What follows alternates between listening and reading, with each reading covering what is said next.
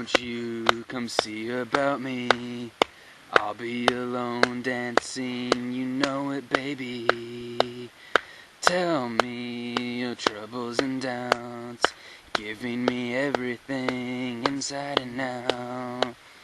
And love is so strange, so real in the dark. Think of the tender things that we were working on. Slow change may pull us apart. When the light gets to your heart, baby, don't you forget about me. Don't you forget about me. Hey, hey, hey, hey.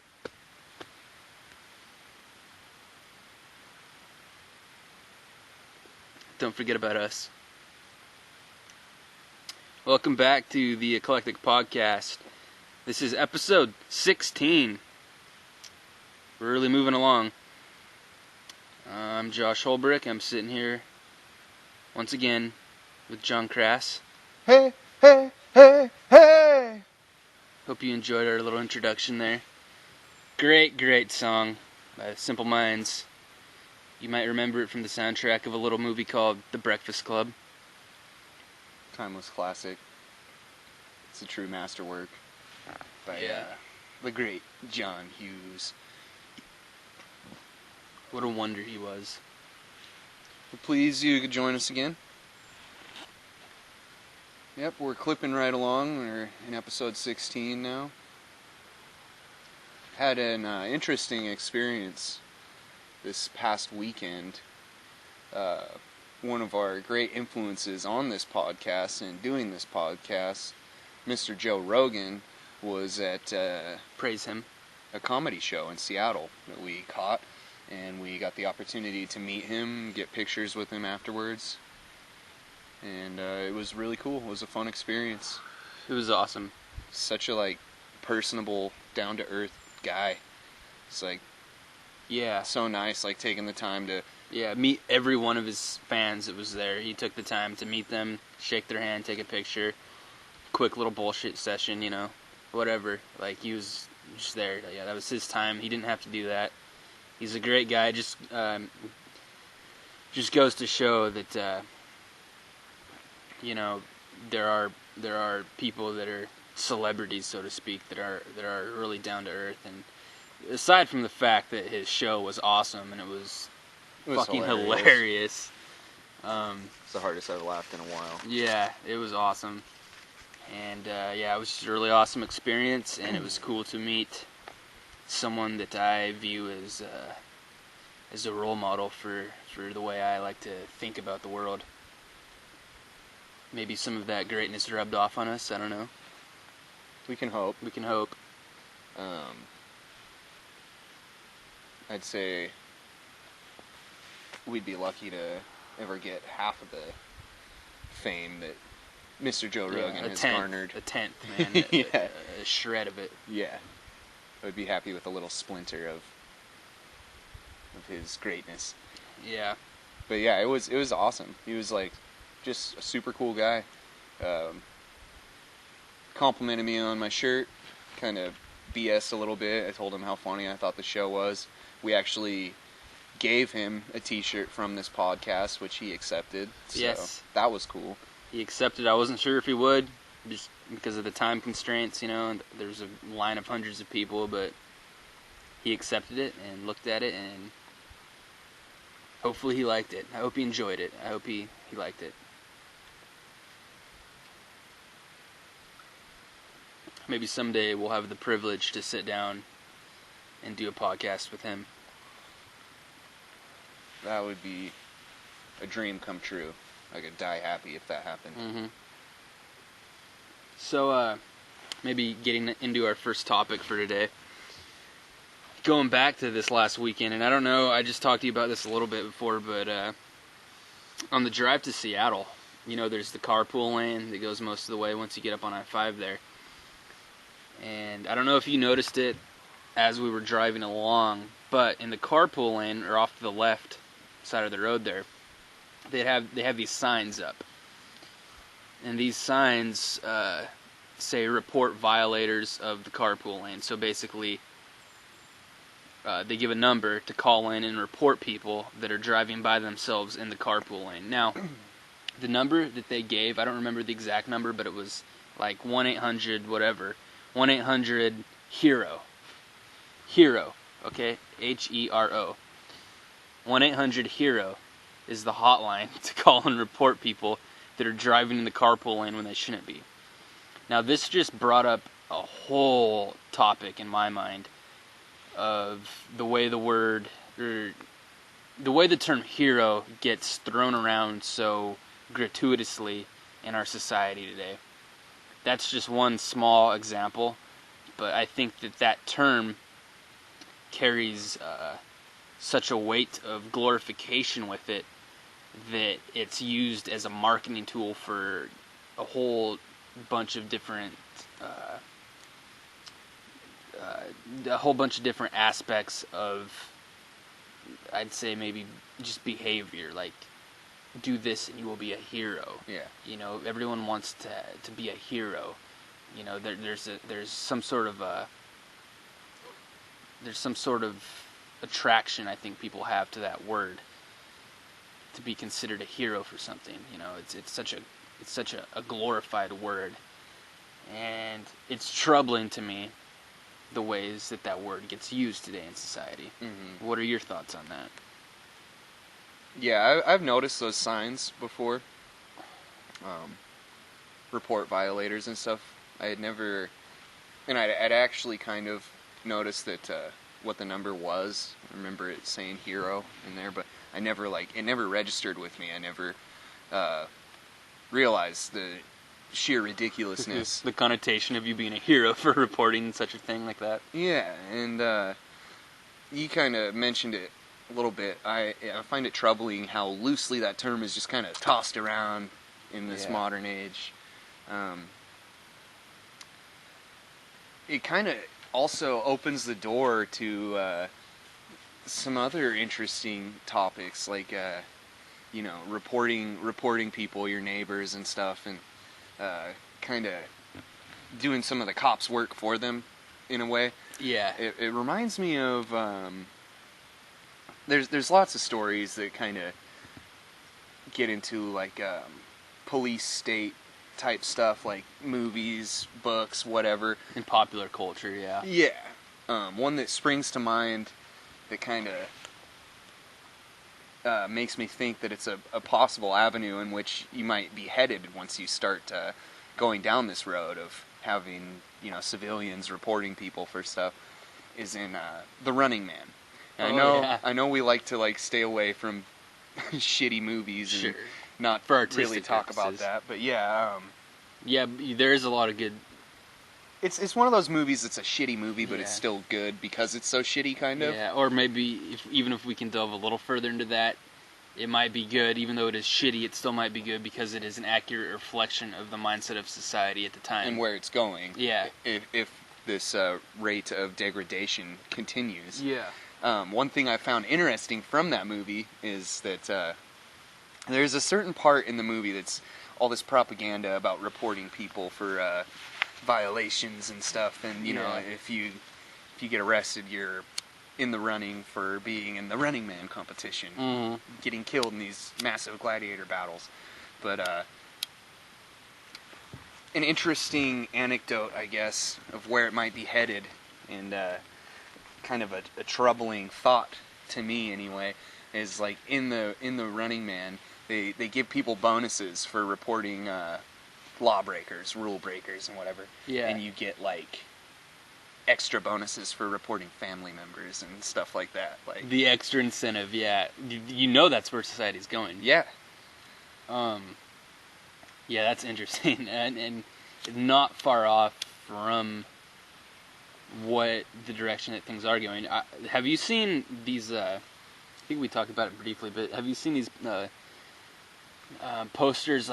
I think there's a couple of them. When you're coming into Monty, at least when you're coming in from Aberdeen, you take the first Devonshire exit. Those posters, and this has been going on probably the last 4 or 5 years. The National Night Out thing. I think it's all across the nation. It's usually like the first Tuesday of August or something, I think. And I think it's just all across the country with cities that sign up for it or whatever. But Monty's been doing it for the last 5 years or so. I don't know what it is. I don't know exactly what it is. I remember a couple years ago I tried researching it on the internet, and I remember that I couldn't find much on it. But from what I can tell, it's just kind of a real general thing, where a general event. I don't think a lot of people really participated. I don't know, but National Night Out, it's like something that's associated with the police department, and it's basically encouraging residents of the city to like be on their guard that night. Like, we're gonna be out in force that night. Like, you know, check out your neighborhood, stroll around your neighborhood, and look out for criminals or people that are doing suspicious things. Yeah. It's like I think that it's a precursor to something that could be a lot worse, like you were saying, with like everyone trying to report on each other or report on a family member. Yeah. Or everyone, you know, just this kind of like snitch attitude that like you can't trust anybody, and like everyone, you know, keep your eyes open. It's kind of like just a night where everyone's supposed to like go out of their homes and just, you know, patrol. Snoop. Yeah, basically. just snoop, yeah. Like resident patrols through the city, through the town. And again, I really would like to get more information on this. Like, I don't know where to find it. Maybe I could go to the police department and ask about it, and they could give me a flyer or something. I don't know, I haven't done that yet. But from what I can tell, it seems really disgusting to me, just the concept of what it represents. And it's, you know, I guess maybe we could just kind of pause that here and then pick up on this in a couple more podcasts after it's happened. I think we should go. That's actually an idea. We should go down to the police department. Find out some more about it. Yeah, get more information about it. Because it's... Yeah, I don't know about it. I don't know much about it, but it just seems nefarious from what I can infer so far. Yeah, I have seen those signs around, and I noticed it looked like some strange, like, patriotic, almost like propaganda. Like there's like fireworks going off, red, white, and blue on it. Yeah, and it's kind of always sparked my interest. I didn't even know that about it. Like, I didn't know anything about it. I've just seen National Night Out. I'm like, oh, I don't know what that is, but I'm pretty sure I don't want to go. Yeah. You know? Well, you've been in Pullman the last few years. I think they just started it in the last, like, 4 years. But it's been every, like, the first week of August for the last, like, 4 years, I think. And I just, yeah. Yeah, that's crazy. Let's investigate it. Yeah, we should investigate it. It's definitely something that's worthy of taking a closer look. It's kind of a fine line, if you ask me, between maybe nipping something in the bud before it becomes a serious problem and somebody, you know, starts selling meth or killing people or something, and getting into other people's business. Like, I'm of the mindset that people who get out of line will be dealt with, and they'll go to jail. We don't need to have, like, the citizens of a town patrolling the streets and shit. I mean, that's just such a big clownish concept. It's so overblown. It's like something out of a bad movie. Well, especially Monty. I don't know if this is just like some free thing that the city signs up for and they do it. But hopefully there's not any city funds that go into this stupid fucking thing. But my only thought at this point is, what are they looking for in Monty? Like, basically, you're gonna find people smoking pot, which is legal in the state of Washington now anyway. Yeah. Like, what else are people, you know, what else are people doing in Monty? Like, I really highly doubt there's any Al Qaeda affiliates in Monty. You know, like, what the fuck? Yeah, so just way overblown, and we should investigate it. Yeah, we'll come back to that when we are further educated on the topic. We'll actually, maybe when we wrap up this podcast, let's go stop by the cop shop and ask them about it. Anyway, I think we're getting a little bit off topic there. I wanted to get back to the concept of the way the word hero is used in our society today. Start off with that example of reporting carpool violators, you know. Yeah. And you'll be a hero. Well, And I know that we have discussed hero worship, not on the podcast, but just in our own conversations, and how that kind of gets out of hand.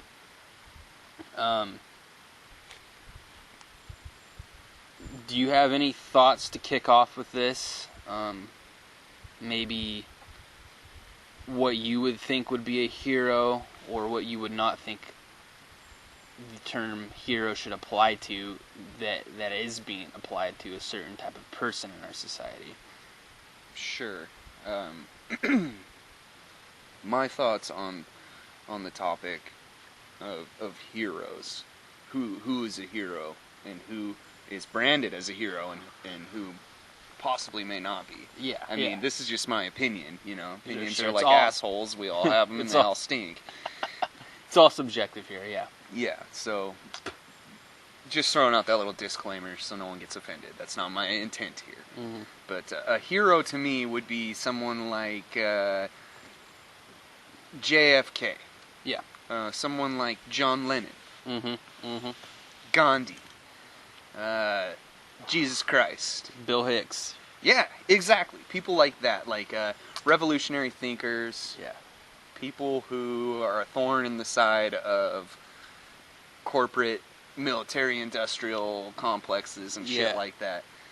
Those people who get the masses to think for themselves and kind of shake off the shackles of bondage that we are all subject to, whether we know it or not. Mm-hmm. Okay, so that being said, that's my idea of a true hero. Some examples of the term hero being tossed around when maybe it shouldn't be. Yeah, at least as a blanket statement. Yeah. Someone who goes over to war and murders a bunch of people, essentially, and they're branded as a war hero. Yeah. And that's not to say someone who, like, you know, if you're in that situation, I don't know what it's like. Kill or be killed, yeah, I'd probably kill people too.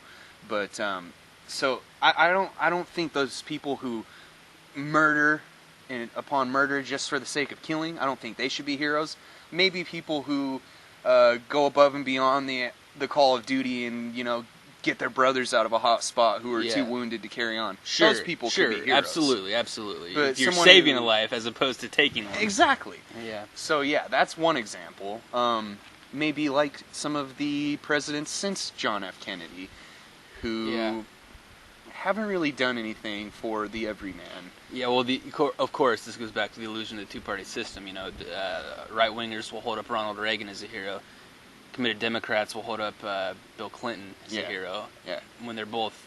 Or Obama, even, which I find even more laughable, because it's like, really? Well, we can't even, like, if we're being realistic, you can't even slice into two separate periods where Bush ended and where Obama began, because they're the same fucking thing. Yeah. Absolutely the same thing. At least on foreign policy and national security. Well, yeah, and a lot of people say the argument would be, you don't feel the effects of the previous president's term until 8 years after. Okay, possibly true, but let's look at some of the things that Obama has perpetuated that are traditionally right-wing things, you know. Yeah. Foreign policy, like you said, exactly the same. Yeah, you can't really definitively tell the difference if you just, like, take out the names and everything. Yeah. It's all the same. Yeah, it really is.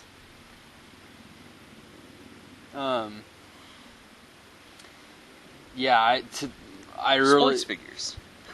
They're heroes for playing a game? Yeah, that's I mean, it's terrible. impressive, don't get me wrong. I like sports, but they're not heroes. I like sports as a fun no distraction. Jesus Christ. That's probably the most ridiculous one. Is sports figures, like,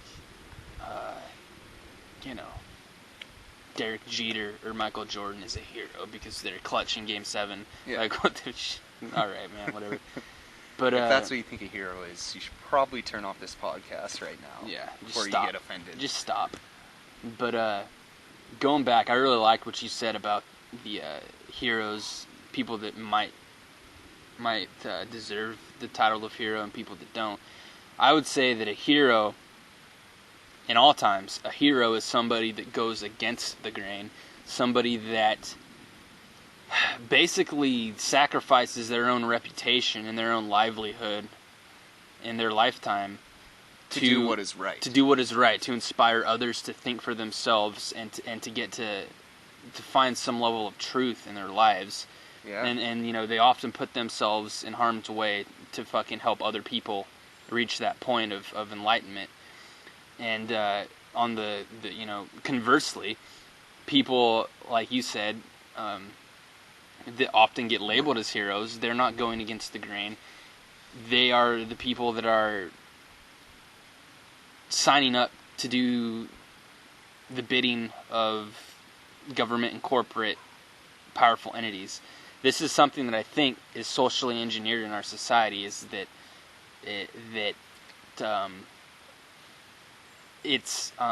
they want, it's almost a recruitment tool for being a mainstream citizen, because you're going to be glorified and applauded and be labeled a hero if you conform and be like everybody else. Yeah. Have the same opinions as the average person in this country. Mm-hmm. Sign up in the military to go off and do whatever over there, whatever the corporate powers that be want you to do, whatever, you know, macro political agenda that they're trying to fulfill. And if you become a pawn to do that, well, you'll be labeled as a hero.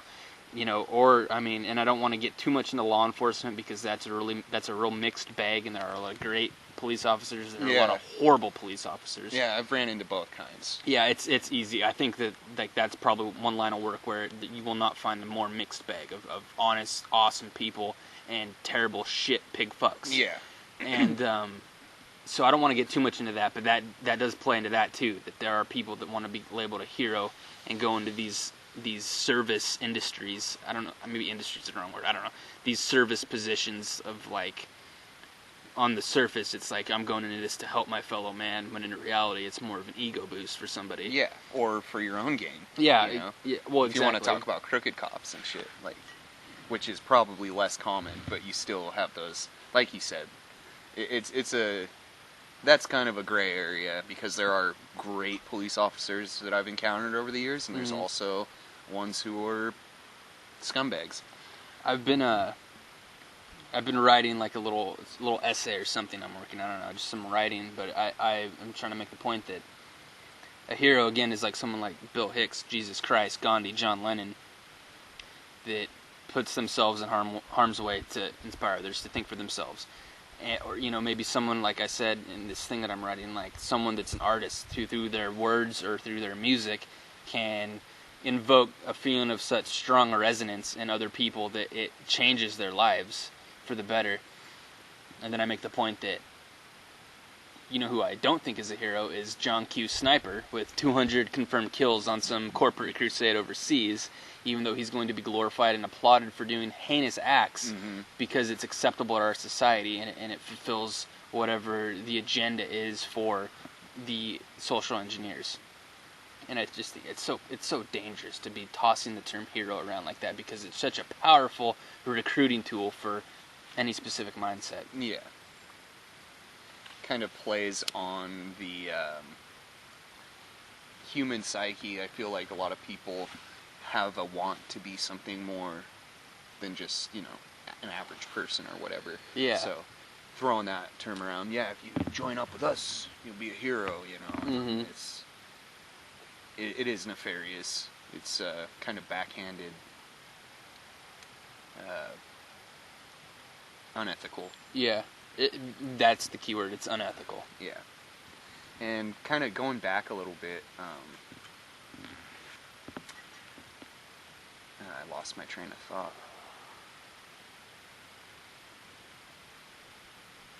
There was something you said in that last bit that I really liked that I was going to riff on a bit, but it was about eluded me. Artist, music, expression? No, it was before that.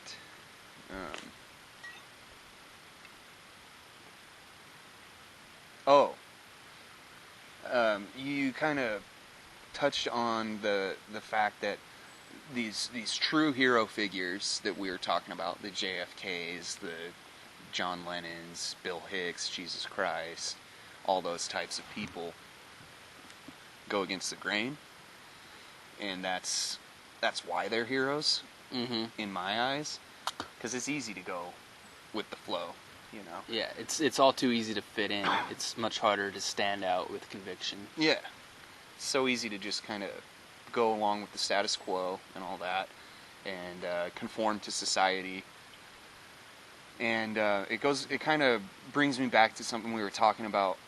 I think it was episode 12 of the podcast, that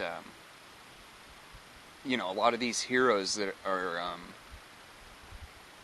they're so-called heroes that are being branded as that in this modern day and age, are just kind of doing what's expected of them. Yeah. Going with the flow, perpetuating the status quo and all that stuff. Yep. And it brings me back to something we talked about on episode 12 was what is right is not always popular. Yeah. What is popular is not always right. Yes. Which is something to keep in the forefront of our minds if we want to have any kind of meaningful impact in our lives and in the lives around us. Absolutely, man. Absolutely. It reminds me of an Oscar Wilde quote. He said that everything that is popular is wrong.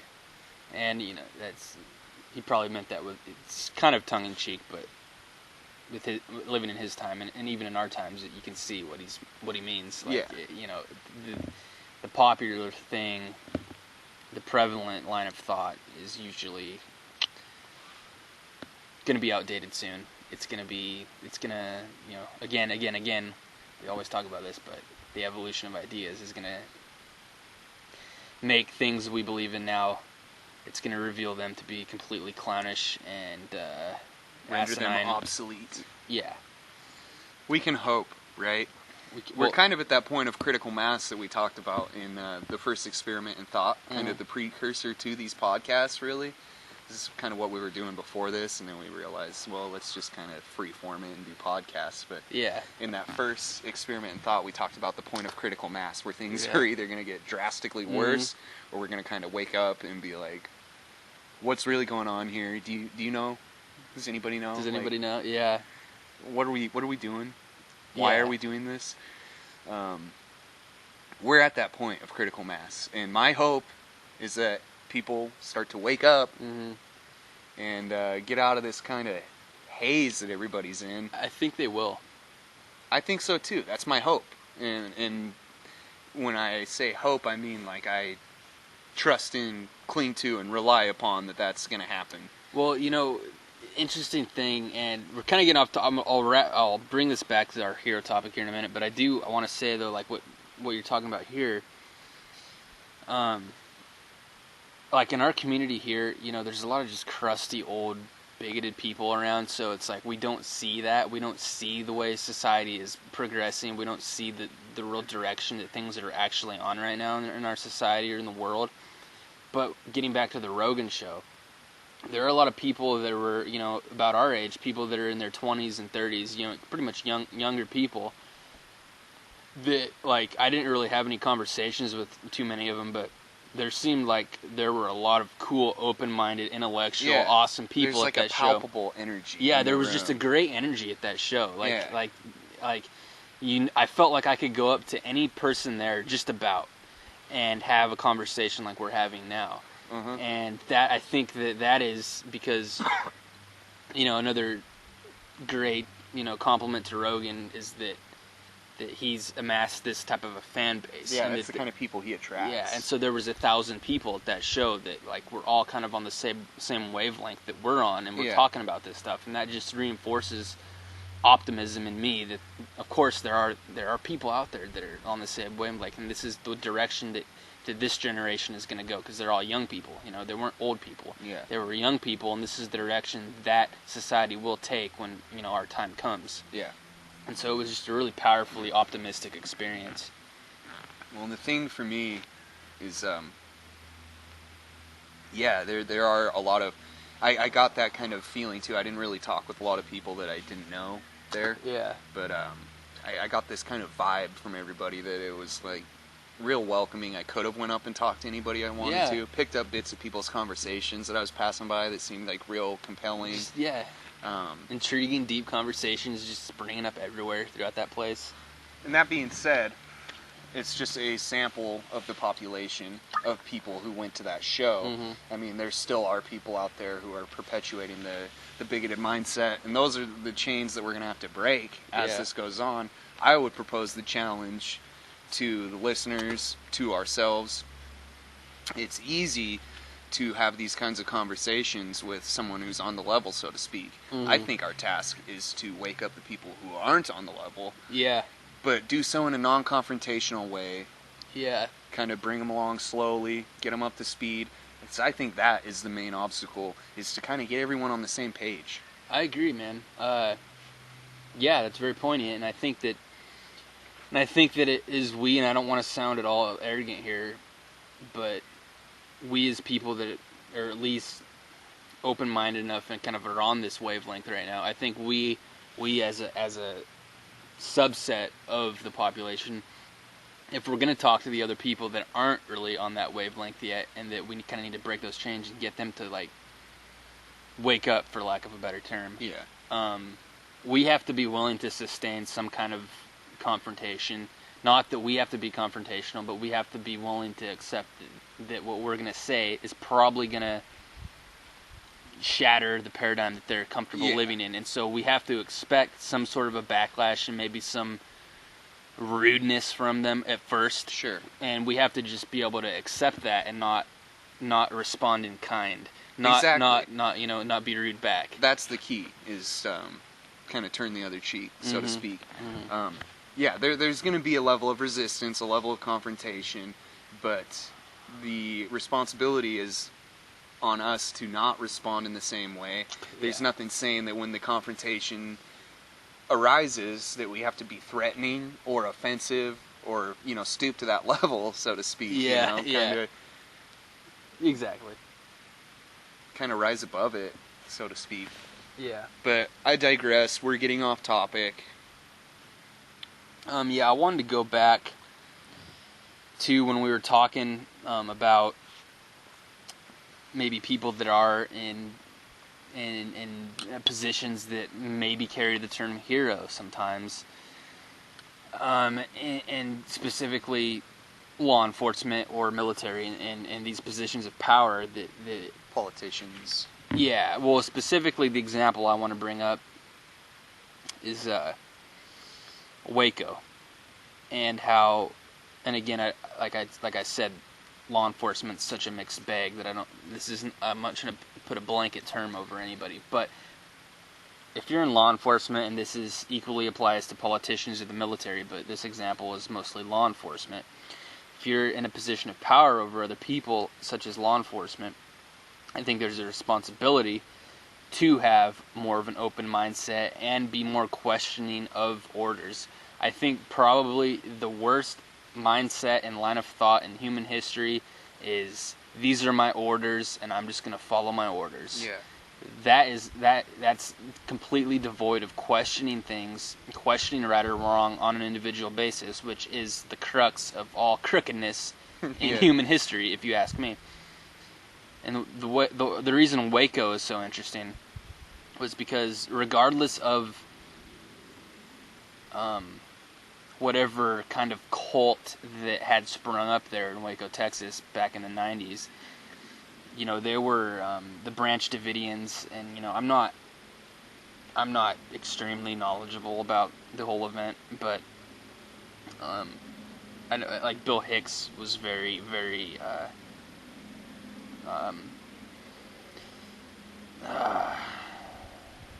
he was a loudspeaker that brought this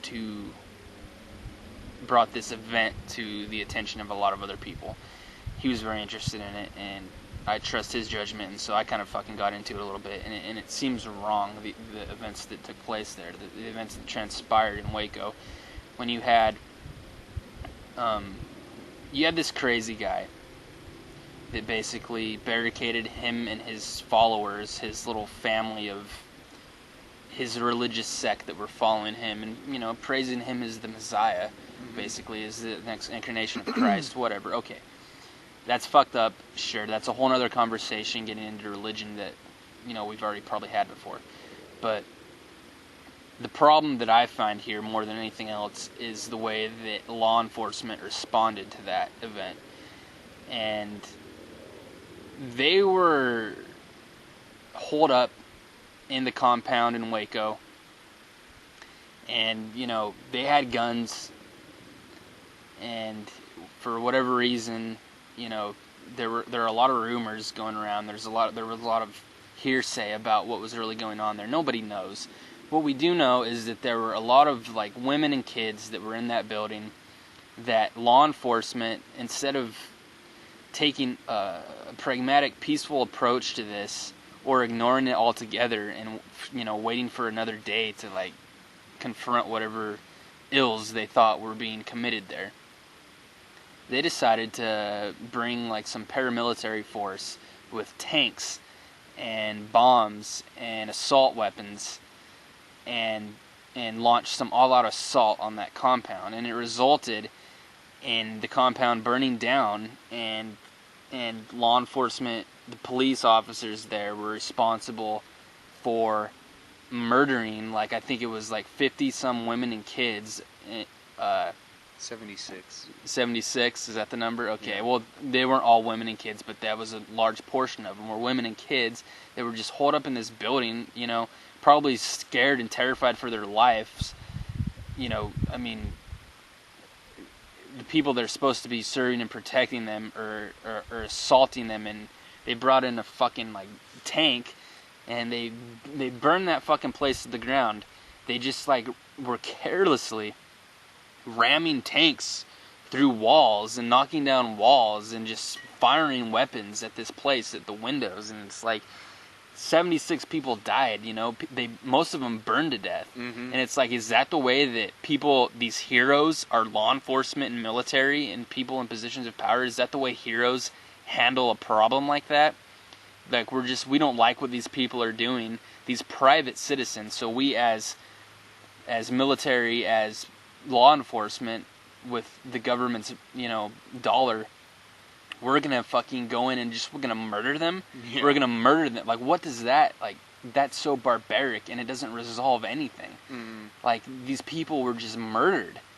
These are private American citizens like you or me, regardless of what religious cult that they believed in. They were murdered in cold blood by the United States government.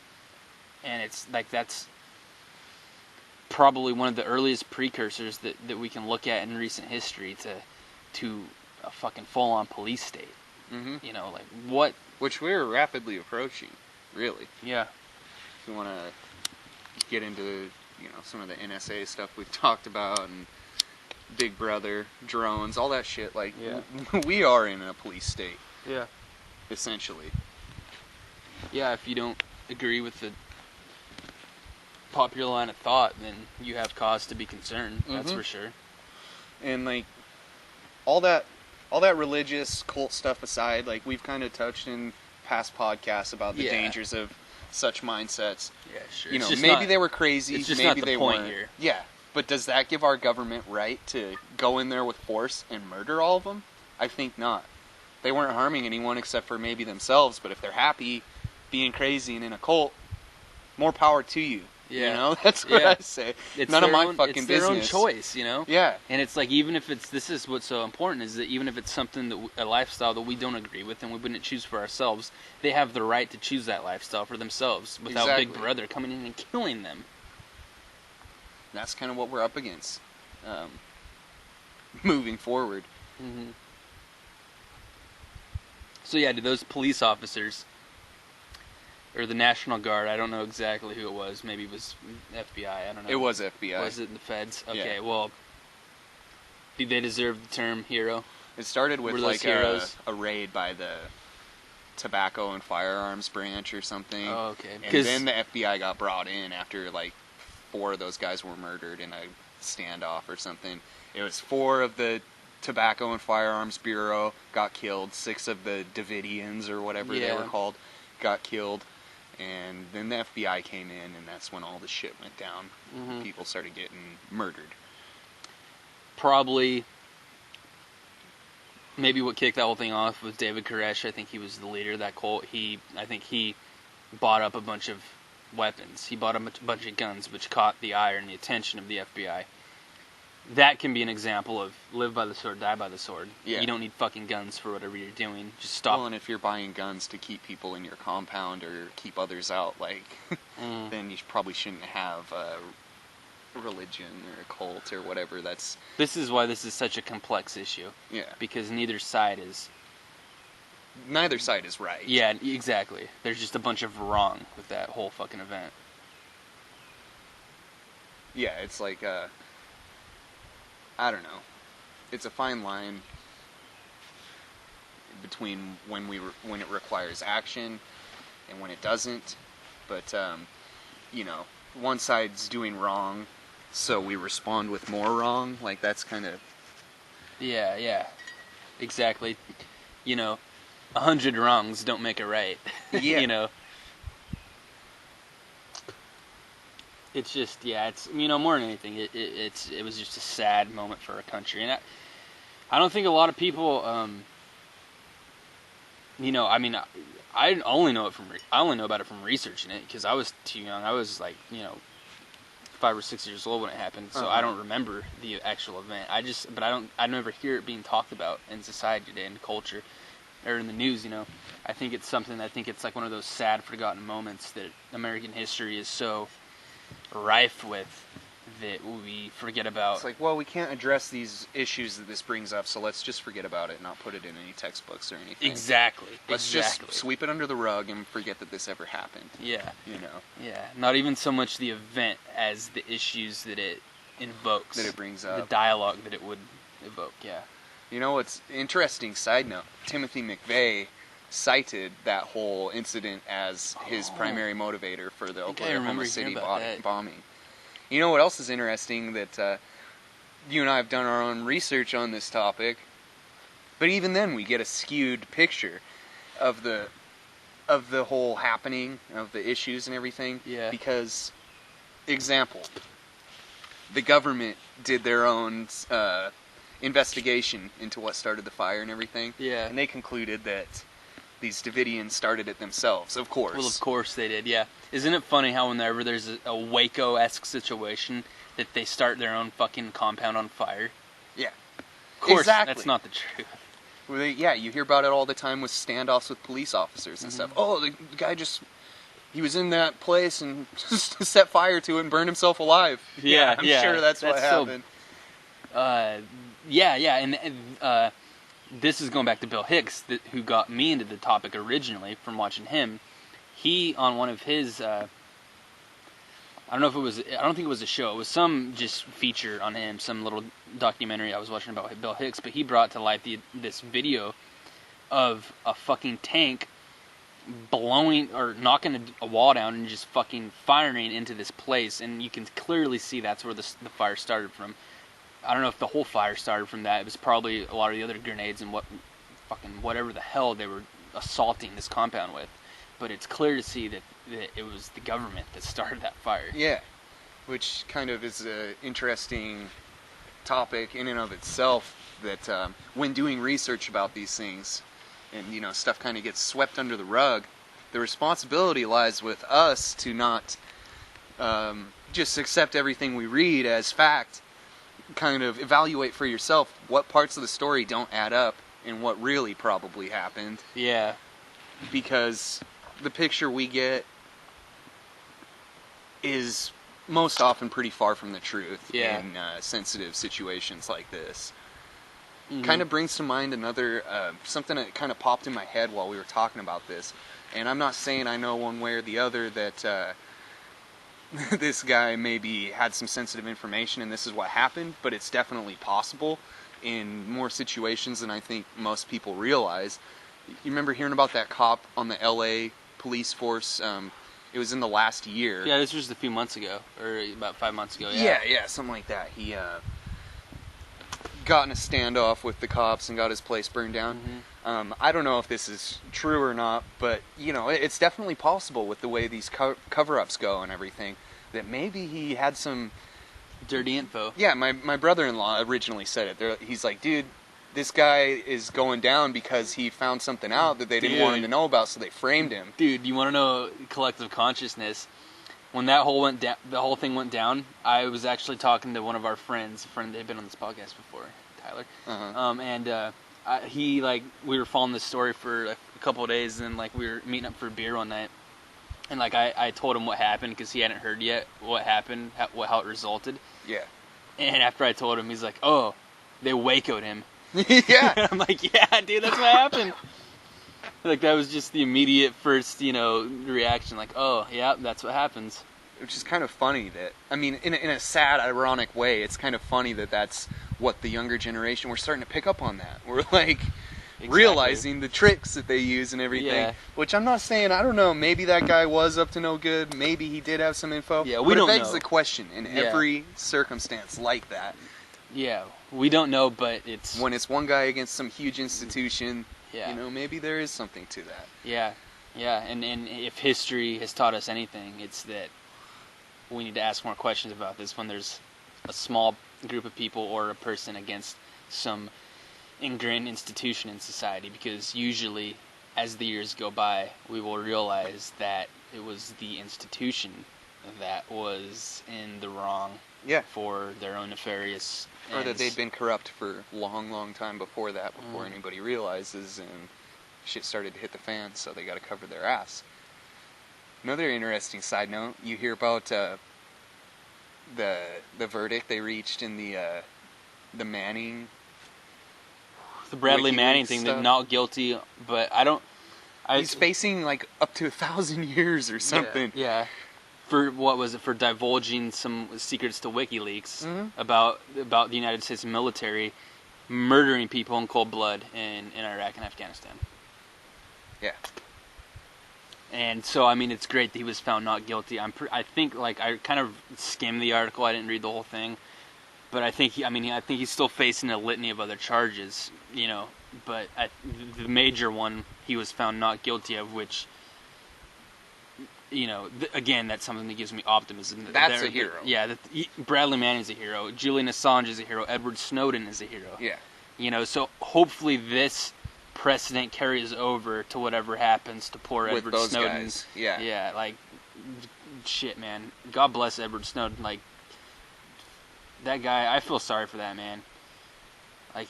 This is an example of a hero that went against the entire institution, and he is paying for it, man. He's stuck in an airport in Russia because he told the American public that they were being spied on by the NSA and all their fucking phone and emails. Yeah, which goes back to our original definition of the hero. Someone who does the right thing regardless of the consequences to themselves. Yep. Because you have to know when you whistleblow against the NSA, government agencies like that, there's going to be some backlash. There's going to be blowback. Yeah, it's sad, but at the same time, I do think that things are going in the right direction. And the more younger people that are... the internet has been such an invaluable tool to connect a lot of people and spread information, and I think that things are going in the right direction, even though there are growing pains in this process of getting to that next stage of our society. Well, before we get on to another topic, looks like our battery time is running short. Do we call it here, or do you want to pick up here in a little bit after we get some more battery life? Well, we could do either of those, actually. Maybe we'll call this quits for this podcast, and then we'll get some more battery charge, and we'll come back in the next one without skipping too much of a beat and kind of get back into this kind of same line of topics that we're talking about. Sounds good. Alrighty, well, thank you for joining us. We'll be back with episode 17 probably very shortly here after we get some more battery. And you have any last thoughts? Thank you.